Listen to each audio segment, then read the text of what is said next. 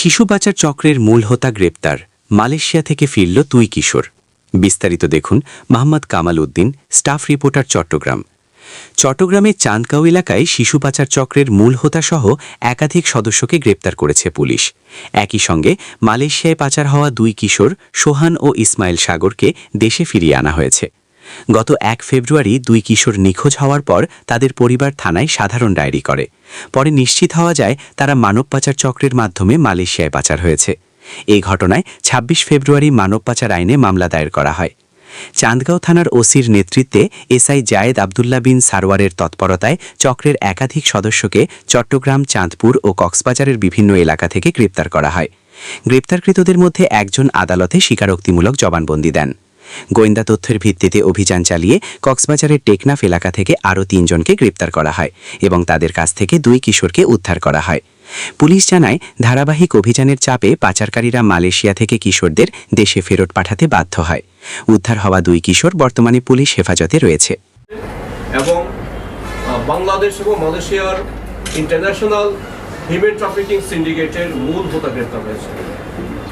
আপনারা জেনে খুশি হবেন, আমরা 2 জন শিশুকে উদ্ধার করেছি এবং এটার সাথে সংশ্লিষ্ট ইন্টারন্যাশনাল হিউম্যান ট্রাফিকিং সিন্ডিকেটের সাথে সংশ্লিষ্ট টোটাল 8 জন আসামিকে আমরা গ্রেপ্তার করতে সক্ষম হয়েছি।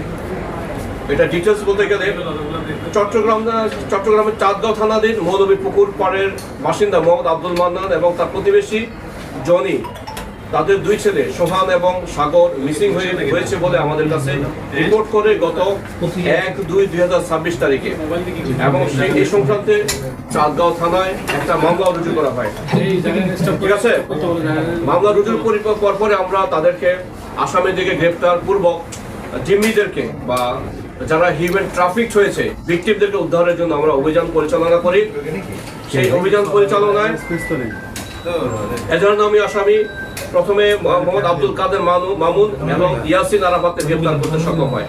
পরবর্তী আটকে ফোর্স লেবার করে মালয়েশিয়া নিয়ে এদেরকে যে কাজ করায়, এই কাজের মান্থলি যে বেতন পায়, বেতনটা ওরা নিয়ে নেয়।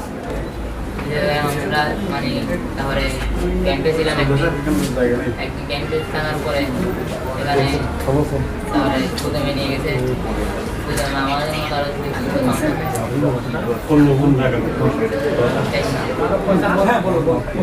তারপরে এখান থেকে 500 এখানে ছিলাম টেকনাফ গুদামে বাহারের পরে এখান থেকে আমাদের ঘুরে তুলে দিতে দেওয়ার পরে এখান থেকে 500 দিন ঘুরে সরার পরে টাইম করছি, টাইম থেকে স্ক্রিন আসছে আমাদের নেওয়া যাবে।